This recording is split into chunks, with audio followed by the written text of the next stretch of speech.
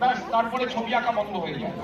আপনারা দয়া করে এটা করবেন না। সেজন্যই আপনার সন্দেহ হয়তো দেখা গেল পুলিশের দরবারে নাম করে ফেললো বা বিরাট একটা কিছু করে ফেললো, কিন্তু সেদিকে ছবি এঁকে কিছু হবে না। আমরা ভুক্তভোগী।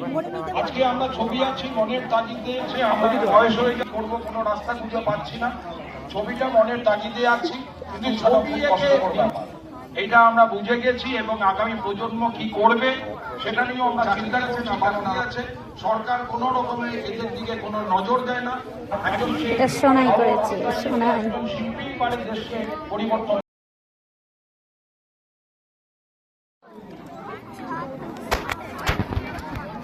এই যারা স্যার আছে